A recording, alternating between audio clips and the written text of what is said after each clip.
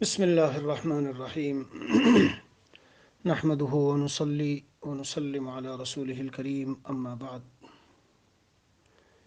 میرے عزیزوں اور بھائیوں، ہمارا جو مضمون چلا ہوا ہے وہ آپ حضرات جانتے ہیں، اور عنوان اس کا بتایا گیا کہ جب اہل ایمان اپنی اپنی قبروں سے اٹھیں گے اور اللہ کی بارگاہ میں میدان محشر میں جمع ہوں گے، تو یہ جو میدان ہے اور یہ جو میدان محشر ہے اور روز قیامت ہے، جس کے بہت سارے احوال ہم پڑھتے رہتے ہیں، جی اس وقت میں لوگوں کے کیا کیا احوال ہوں گے، اور میدان محشر ہر ایک کے لیے کس درجے مصیبت و راحت کا سامان ثابت ہوگا، اور وہاں کی کیا کیا کن کن احوال سے گزرنا پڑے گا، کس کو، ہر ایک کو، ایمان والے کو بھی، فاسق و فاجر کو یا کافر کو، یا کس کو گزرنا پڑے گا۔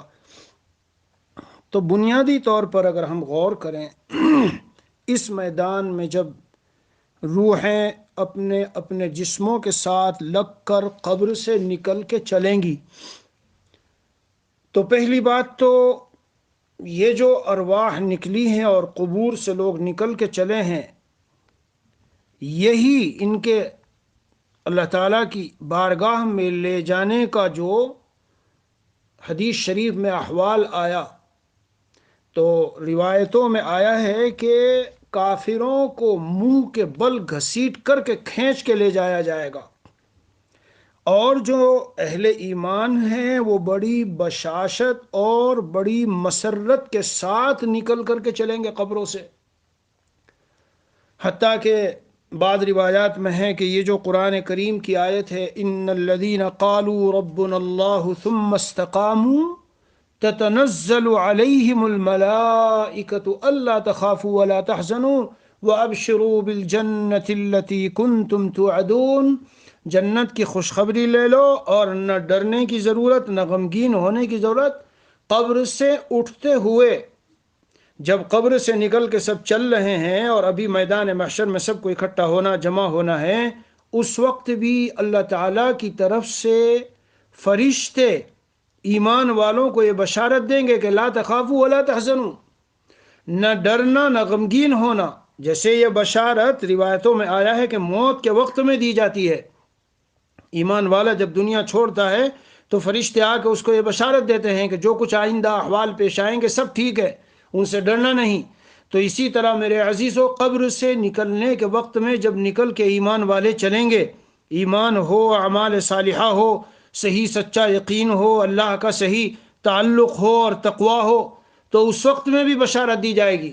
اس لیے حضرت عبداللہ بن عمر رضی اللہ عنہما کی ایک روایت میں تو یہاں تک آیا، لیس علی اہل لا الہ الا اللہ وحشۃ فی الموت ولا فی النشور ولا فی القبور کأنی انظر الیہم عند الصیحہ ينفضون رؤوسهم من التراب یقولون الحمد للہ الذی اذهب عنا الحزن۔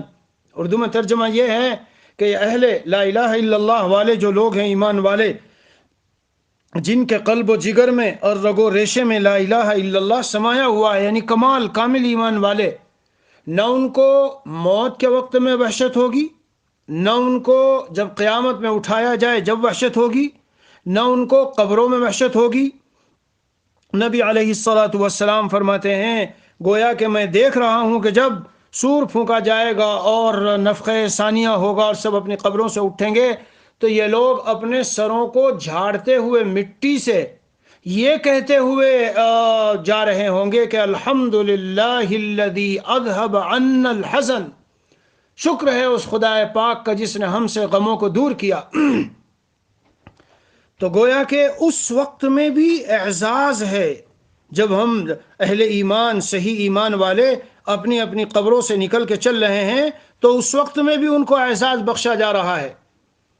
یہاں تک آیا کہ جو صحیح ایمان والا ہو، قرآن سے تعلق ہو، جی، اور من قرأ القرآن وعمل بما فیہ، قرآن پڑھے بھی اور عمل بھی کرے۔ یاد رکھیے، جہاں جہاں قرآن پر فضیلت آئی، یہ اصولی بات یاد رکھیے، جہاں جہاں قرآن پر فضیلت آئی تو احل حلالہ وحرم حرامہ، یہ قید وہاں موجود ہے، یعنی قرآن میں جو احکام ہیں ان کے ساتھ ویسا سلوک کرے، جو ممنوع چیزیں آئی ان کو ممنوع سمجھے اور اس کے ساتھ ویسا ہی معاملہ کرے کہ اس کے قریب نہ جائے، اور جو مامورات ہیں ان کے اوپر اسی طرح عمل کرنے والا ہو۔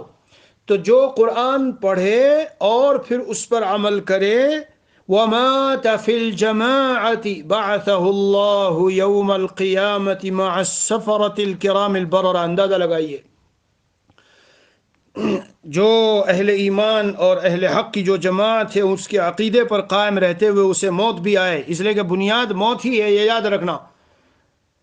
تمام انسانوں کا حشر جو ہوگا، یبعث علی من مات علیہ، یہ جو بعث ہوگا اور قبروں سے ہم اٹھیں گے تو یبعث کل عبد علی من مات علیہ، یہ کوئی مقولہ عربی کا نہیں بلکہ حدیث شریف ہے۔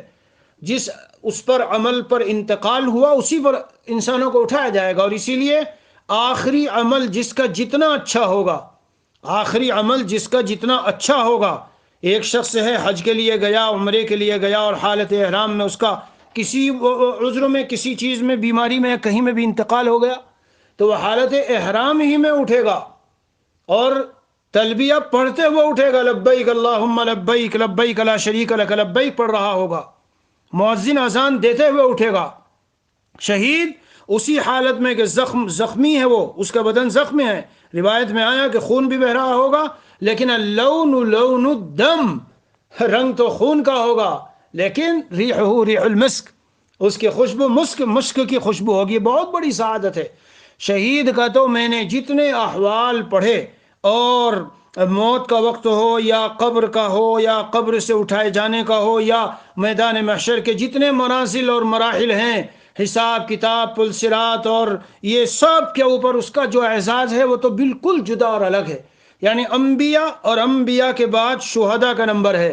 بے شک اولیاء، جو اولیاء اللہ ہیں، اولیاء صدیقین، اکثر محدثین شراح جب یہ سب احوال لکھتے ہیں تو اولیاء صدیقین کے بارے میں بھی لکھتے ہیں کہ وہ بھی اسی طرح کے لوگ ہوں گے کہ ان کو بھی یہ اعزاز حاصل ہوگا۔ اسی لیے جس طرح شہداء کے اجسام زمین نہیں کھاتی، بہت سارے اولیاء اللہ کے واقعات ہیں کہ ان کے اجسام بھی بالکل محفوظ نکلتے ہیں۔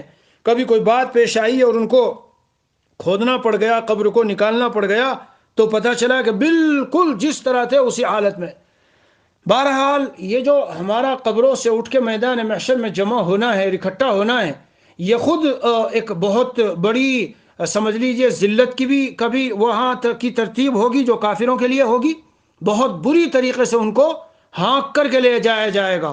اسی لیے بعد مفسرین نے یوم نحشر المتقین الی الرحمن وفدا ونسوق المجرمین الی جہنم وردا، یہ اس کا معنی لیا ہے کہ ان کو منہوں کے بل گھسیٹ کر کے وہ اسی پر چلیں گے اور اسی پر چل چل کے ان کو آگے جانا پڑے گا۔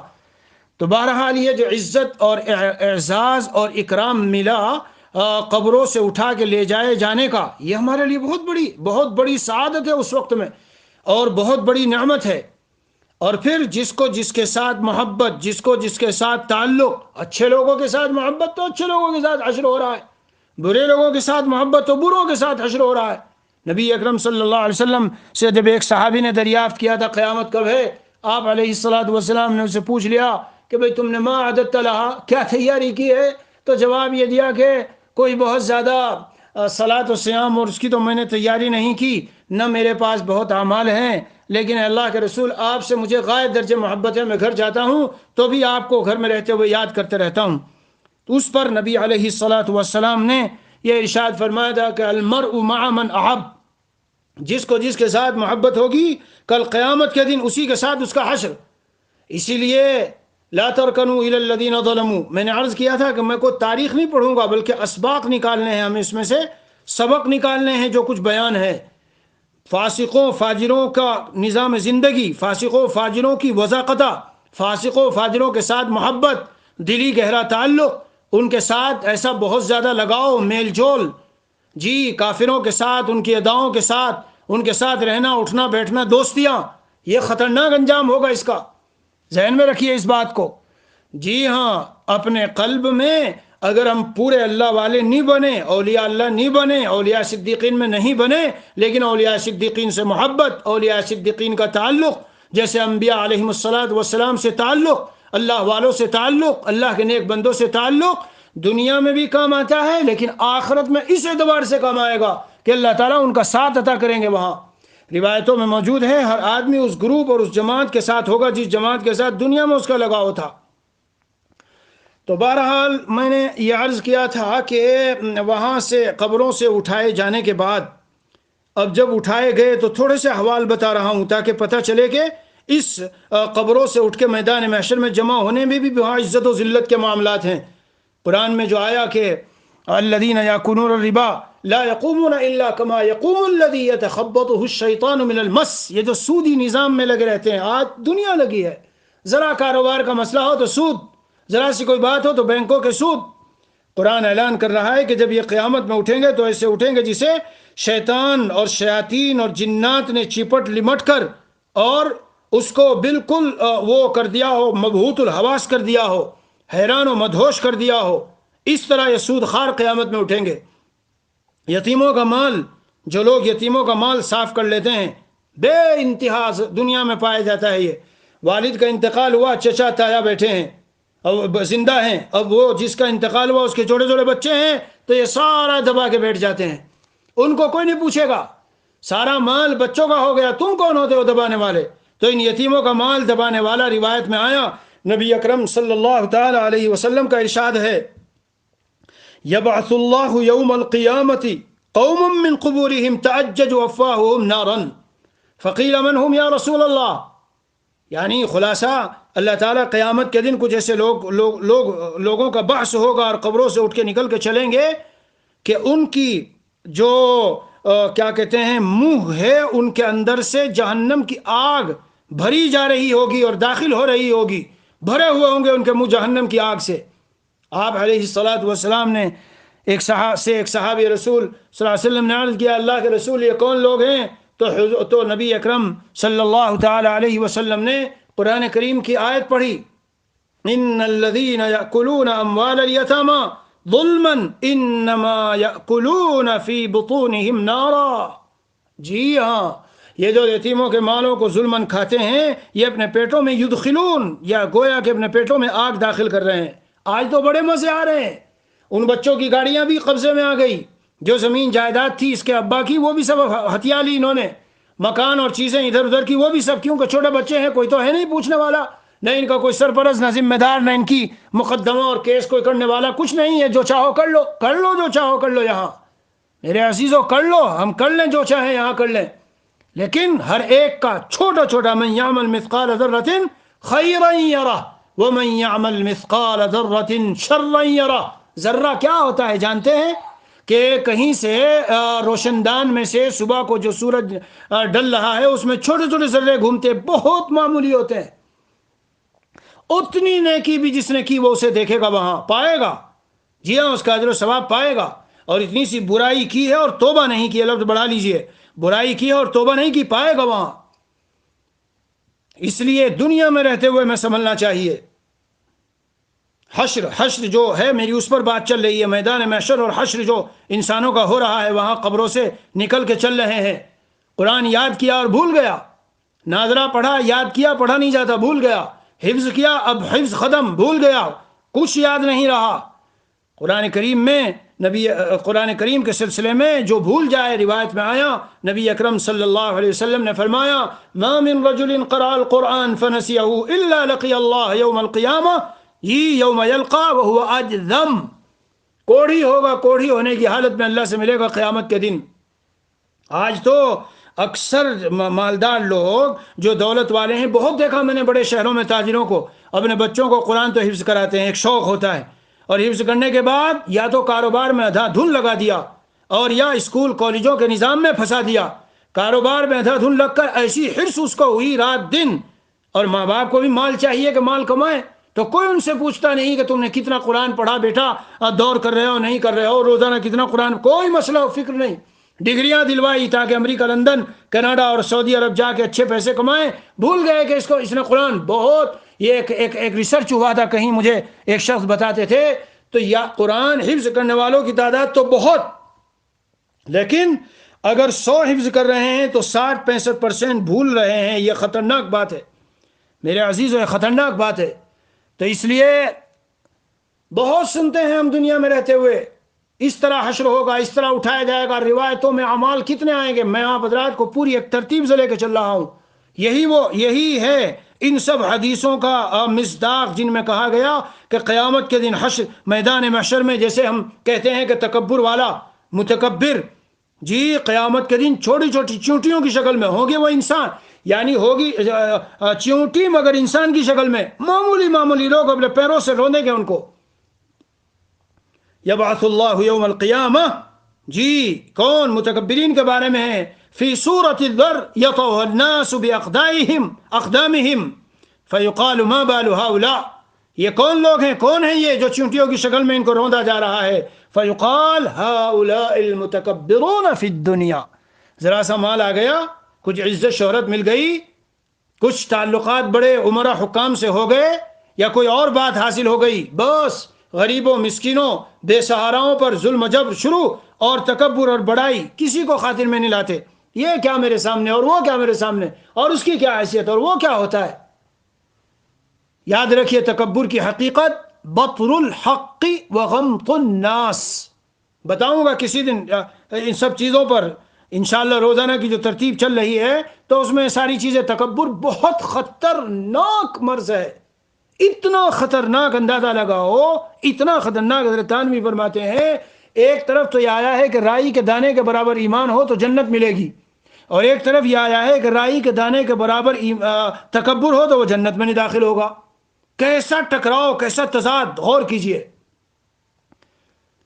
جی ہاں، اسی طرح جو دنیا میں جن کو اللہ نے علم دے دیا، قرآن کریم کا علم دیا، دین کا علم دیا، شریعت کا علم دیا، خوب اچھا قرآن پڑھتے ہیں، اسٹیجوں پہ جاتے ہیں تو واہ واہ ہوتی ہے چاروں طرف سے. بہترین قاری عبد الباسط کی طرح شاندار جماتے ہیں، آدھا پونا گھنٹہ کے سب جھوم جاتے ہیں. مگر مقصد یہ ہے کہ ہر طرف مجھے بلایا جائے اور اس کے ذریعے سے لفافے ملتے رہیں، یہاں 10,000، یہاں 20,000، یہاں 5,000. سب روایتیں ہیں جو میں آپ کو پیش کر رہا ہوں. حدیث شریف میں آیا، نبی اکرم صلی اللہ علیہ وسلم نے فرمایا من قرأ القرآن یستاکل به الناس جاء یوم القیامہ ووجہہ لیس علیہ لحم. غور فرمائیے، اس حال میں آئے گا کہ قیامت کے دن کہ اس کے چہرے پر گوشت نہیں ہوگا، جھلسا ہوا چہرہ، ہڈیاں نظر آ رہی ہوگی، ہڈیاں. جی ہاں، اس لیے یہ جیسے میں نے عرض کیا تھا کہ یہ سب اس کو وہ نہ سمجھنا کوئی تاریخ دہرائی جا رہی، کوئی اب یہ ہوگا، اب یہ ہوگا، اب یہ ہوگا، اب یہ ہوا، اب یہ ہوا. ہمارے لیے سبق ہے کہ ہم بچیں، ان سب چیزوں سے بچیں. اگر دین کی خدمت کر رہے ہیں، قرآن کہیں پڑھ رہے ہیں، اور نہ کوئی ذہن میں ہے، نہ کوئی وہاں کا عرف ہے، نہ کوئی رواج ہے، اور کسی شخص نے کوئی کسی طرح کا ہدیہ دے دیا، جی اور اس نے لے لیا، چلو کہا جائے گا ہدیہ. لیکن جیسے آج کل تراویح سنانے کے لیے گئے تو پیسہ چاہیے، اسٹیج پہ قرآن پڑھ رہے ہیں تو پیسہ چاہیے، بیان تقریر کر رہے ہیں تو پیسہ چاہیے. خطرناک بات ہے میرے بھائیو. پوری تفصیلات نبی اکرم صلی اللہ علیہ وسلم جی علم الاولین والآخرین دیا گیا، اور ایسے جامع علوم دیے گئے، ایسی تفصیلات دی گئی کہ یہ خود ایک معجزہ حضور صلی اللہ علیہ وسلم کی حقانیت کا ہے. ایک ایک کے بارے میں واضح کر کے بتایا.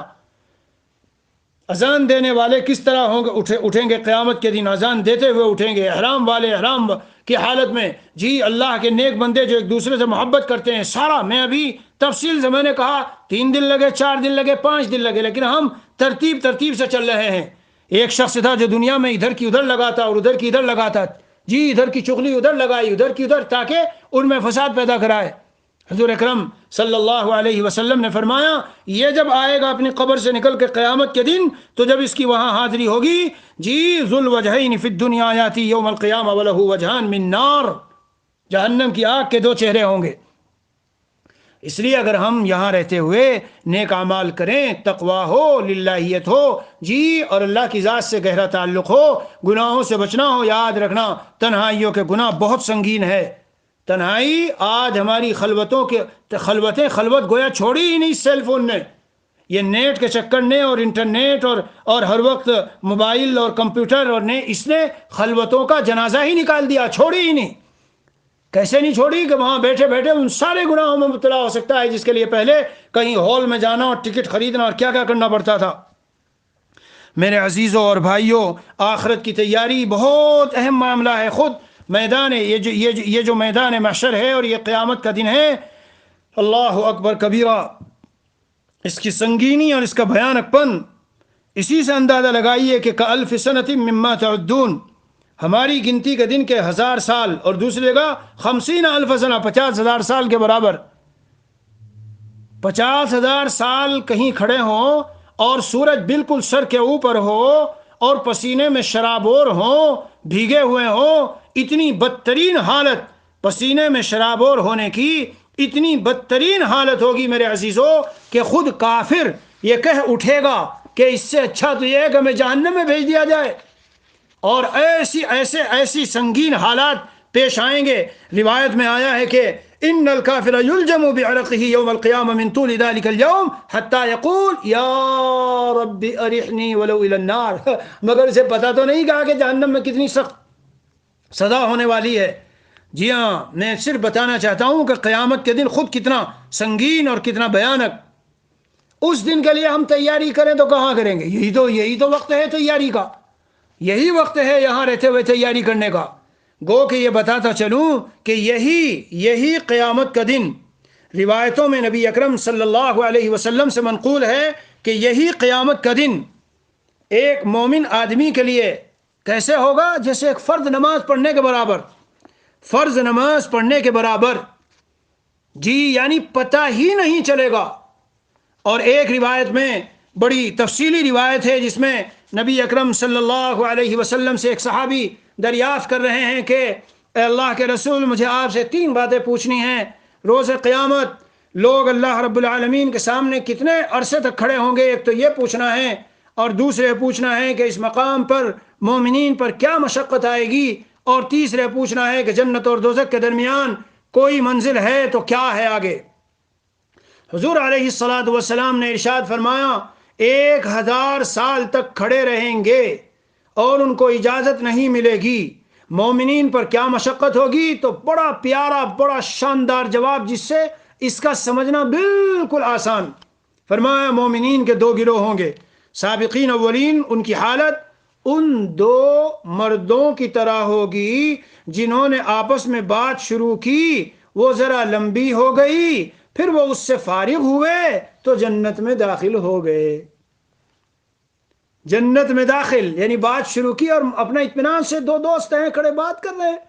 ادھر بات کرتے کرتے جیسے مسجد سے کبھی نکلے اور کہیں گھر سے باہر نکلے اور کچھ کھڑے ہو گئے اور بات چیت کرنے لگے، تو کبھی کبھی ذرا آدھا گھنٹہ پونا گھنٹہ بھی گزرتا ہے، گھڑی میں دیکھتے ہیں ارے اتنی دیر ہو گئی. مگر بات یہ ہے کہ چونکہ بالکل امن اور اطمینان سے جی اور بڑے محبت کے انداز سے سب باتیں ہو رہی ہے، اس لیے وقت کا پتہ نہیں چلتا.